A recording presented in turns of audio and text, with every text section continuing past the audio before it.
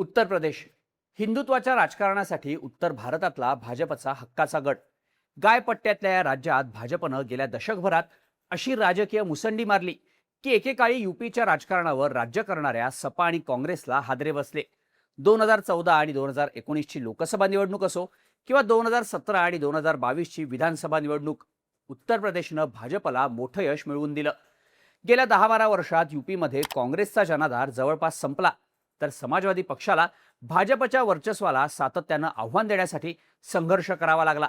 भाजपनं हिंदुत्व, राम मंदिर, कल्याणकारी योजनांचं लाभार्थी राजकारण आणि संघटन शक्तीच्या जोरावर युपीमध्ये आपला मजबूत किल्ला उभा केला. पण 2024च्या लोकसभेत उत्तर प्रदेशात भाजपची मोठी घसरण झाली आणि समाजवादी पक्ष इथे सगळ्यात मोठा पक्ष ठरला. तेव्हापासून उत्तर प्रदेशात भाजपचा डाऊनफॉल सुरू झालाय का, अशा चर्चा व्हायला लागल्या. त्यात राम मंदिर चंदा चोरीच्या प्रकरणानं भाजपच्या सगळ्यात मोठ्या संकल्पाला तडा गेला. उत्तर प्रदेशातील भाजपचा फायर ब्रँड हिंदुत्ववादी चेहरा योगी आदित्यनाथ यांच्यावर सवाल उचलले जाऊ लागले. यामुळे 2027च्या उत्तर प्रदेश विधानसभा निवडणुकीत भाजपचं अवघड झालंय असं बोललं जात आहे. भाजपच्या या चिंतेत भर घालणारा एक सर्वे सुद्धा आता समोर आलाय. 2027च्या विधानसभेला उत्तर प्रदेशात भाजपला 60 जागांचा फटका बसू शकतो असं भाजपच्याच अंतरिम सर्वेमध्ये सांगण्यात आलंय. असं झालं तर उत्तर प्रदेशात भाजपला बहुमत गमवावं लागू शकतं, अशी भीती आता व्यक्त केली जाते. भाजपच्या या सर्वेमध्ये नक्की आहे काय? भाजपचा उत्तर प्रदेशचा गट ढासळतोय का? आणि 2027ला उत्तर प्रदेशात पुन्हा एकदा बहुमतानं सत्तेत येण्यासाठी भाजपला नक्की काय प्रयत्न करावे लागतील, पाहूयात या व्हिडिओमधून. नमस्कार, मी शार्दूल आणि तुम्ही बघताय बोल व्हिडिओ. सगळ्यात आधी लोकसभा आणि विधानसभेच्या गेल्या 2-3 निवडणुकांमधील उत्तर प्रदेशातलं संख्याबळ समजून घेऊ. 2014च्या लोकसभेला मोदी लाटेत उत्तर प्रदेशात भाजपनं 80 पैकी तब्बल 71 जागा जिंकल्या, तर समाजवादी पक्षाला 5 आणि काँग्रेसला फक्त 2 जागांवर समाधान मानावं लागलं. 2019च्या लोकसभेला इथे भाजपच्या जागा कमी झाल्या. भाजपला 80 पैकी 62, बसपाला 10, सपाला 2014 प्रमाणेच 5 जागा मिळाल्या, तर काँग्रेसला फक्त 1च जागा जिंकता आली. उत्तर प्रदेश विधानसभेत एकूण 403 जागा आहे, तर बहुमताचा आकडा 202 आहे.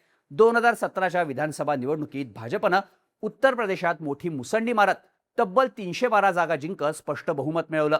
2012ला सत्तेत असलेल्या अखिलेश यादव यांच्या समाजवादी पक्षाला या निवडणुकीत फक्त 47 जागा जिंकता आल्या.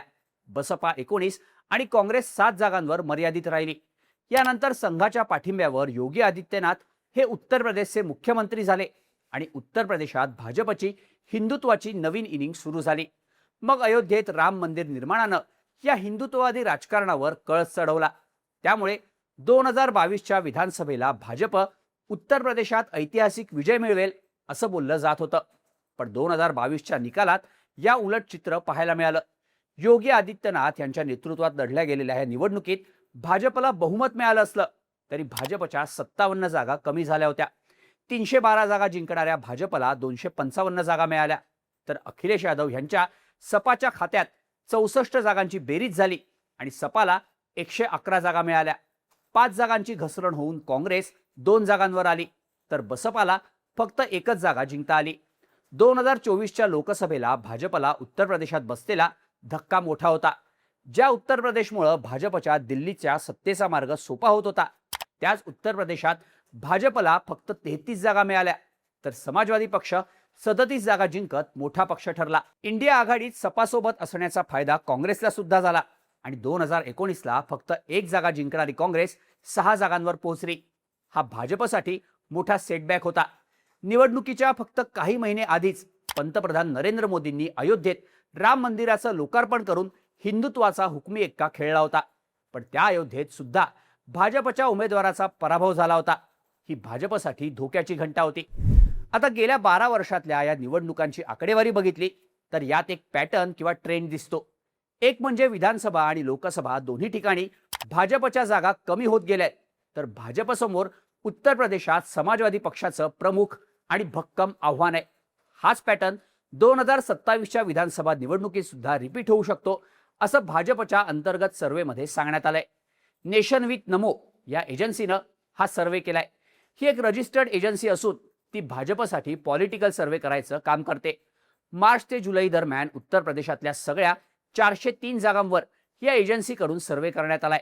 दिल्ली विद्यापीठ, कानपूर IIT आणि देशातल्या इतर विद्यापीठातील 100 पेक्षा जास्त तज्ज्ञ आणि टीम मेंबर्सनी हा सर्व्हे पूर्ण केलाय. भाजपच्या या अंतरिम सर्व्हेबद्दल सगळ्या डिटेल्स आता जाणून घेऊयात. या सर्व्हेमध्ये 2027च्या विधानसभा निवडणुकीत उत्तर प्रदेशात भाजपच्या 52 ते 67 जागा कमी होण्याची शक्यता वर्तवण्यात आली आहे. भाजपला 190 ते 205 जागा मिळतील असा अंदाज सर्व्हेमधून वर्तवण्यात आलाय. त्यामुळे 2027ला भाजपचं बहुमत जाऊ शकतं किंवा काठावरचं बहुमत मिळू शकतं असं भाजपचा सर्व्हे सांगतो. या सर्व्हेमध्ये उत्तर प्रदेशातील जनतेला एकूण 4 प्रश्न विचारण्यात आले. पहिला प्रश्न, तुम्ही तुमच्या आमदाराच्या कामावर खुश आहात का?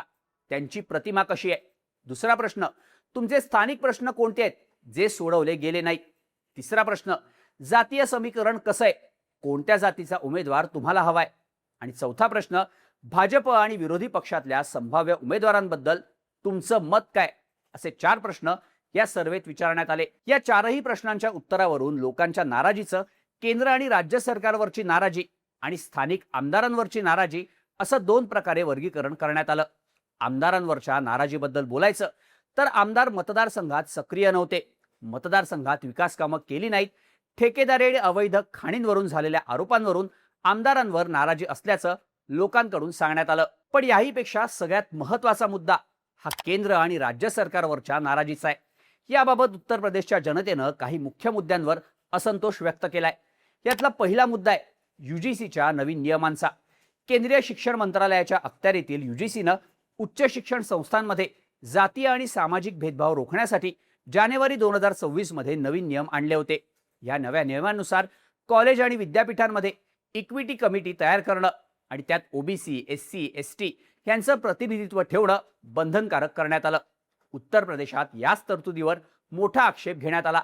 या नियमांमुळे कॉलेजमध्ये जातीयवाद आणखी वाढू शकतो असं तिथल्या लोकांचं म्हणणं आहे.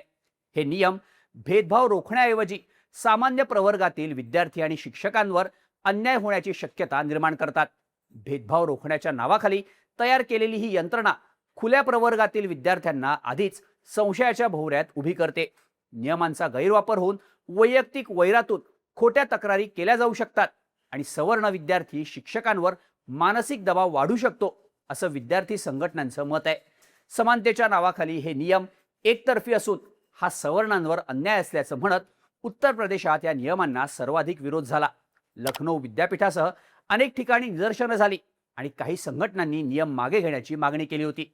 इतकंच नाही तर या निर्णयाविरोधात भाजपच्याच अनेक पदाधिकाऱ्यांनी राजीनामे सुद्धा दिले होते. त्यामुळे UGCचे बदललेले नियम हेच उत्तर प्रदेशात भाजपवरच्या नाराजीचं प्रमुख कारण असल्याचं सर्व्हेतून समोर आलंय. आता भाजपसाठी हा मुद्दा महत्त्वाचा काय? तर सवर्ण मतदार हा उत्तर प्रदेशातला निर्णायक मतदार राहिल्याचा इतिहास आहे. हा मतदार ज्या पक्षाच्या बाजूने राहतो तो पक्ष उत्तर प्रदेशात सत्तेत राहतो हा तिथला ट्रेंड आहे. गेल्या दोन्ही निवडणुकांमध्ये हा मतदार भाजपच्या बाजूने भक्कमपणे उभा राहिलाय. त्यामुळे UPतल्या सत्तेच्या हॅट्रिकसाठी हा मतदार भाजपसाठी महत्त्वाचा असणार आहे. पण या मतदारांसोबतच उत्तर प्रदेशातला OBC, SC आणि ST मतदार सुद्धा भाजपला गमावून चालणार नाही.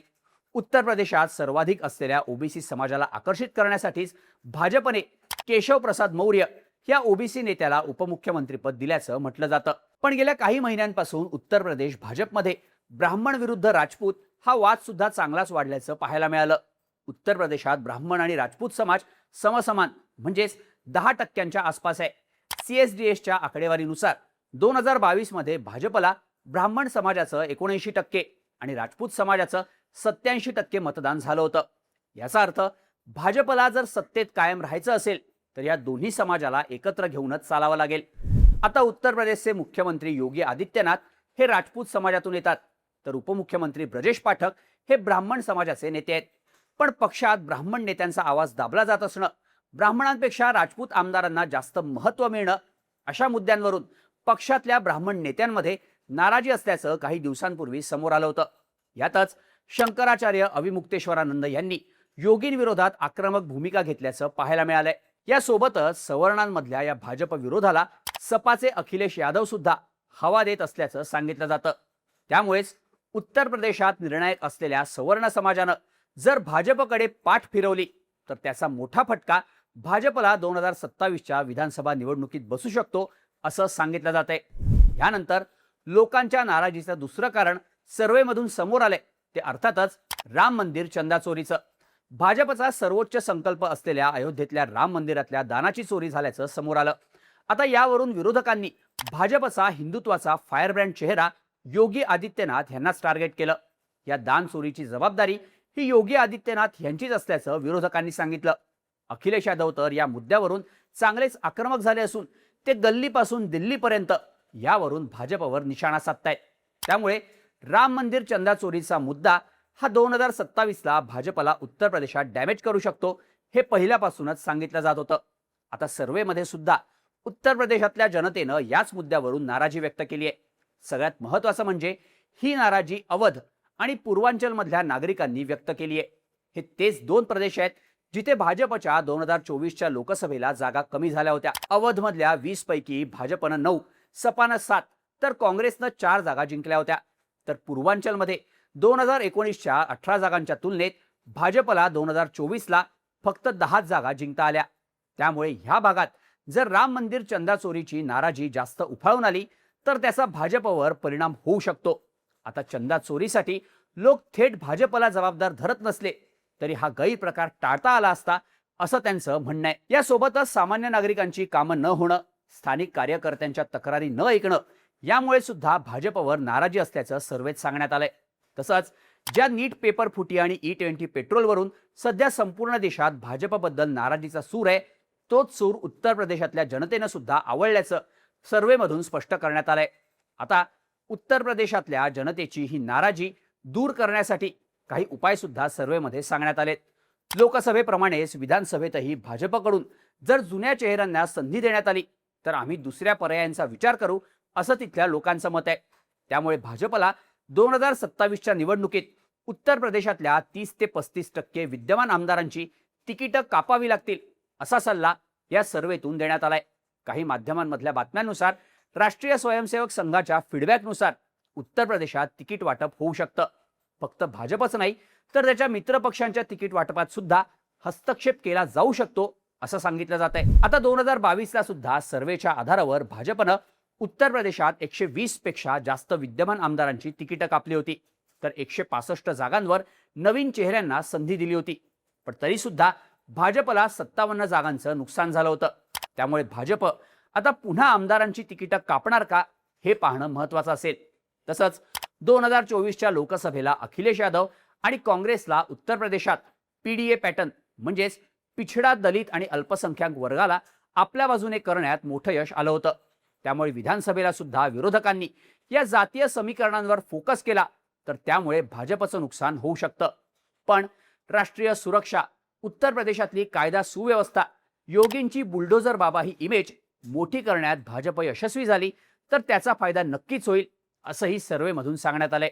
तसंच उत्तर प्रदेशातलं राजकारण यादव विरुद्ध नॉन यादव या भोवती फिरत आलंय. पण सध्या तिथल्या जेन्झींमध्ये हा वाद दिसत नसून हा पारंपरिक वर्गवाद मागे पडत चाललाय.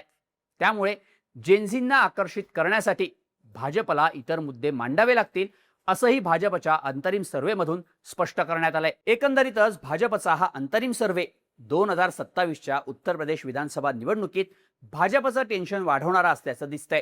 त्यामुळे 2024च्या लोकसभेच्या अपयशानंतर भाजप उत्तर प्रदेशात कमबॅकसाठी कोणती स्ट्रॅटेजी आखणार, योगींचा जलवा कायम राहणार की अखिलेश यादव त्यांना ओव्हरटेक करणार, या सर्व्हेनंतर भाजप आपली रणनीती कशी ठेवणार हे पाहणं महत्त्वाचं असणार आहे. उत्तर प्रदेशातल्या या सर्व्हेबद्दल तुम्हाला काय वाटतं?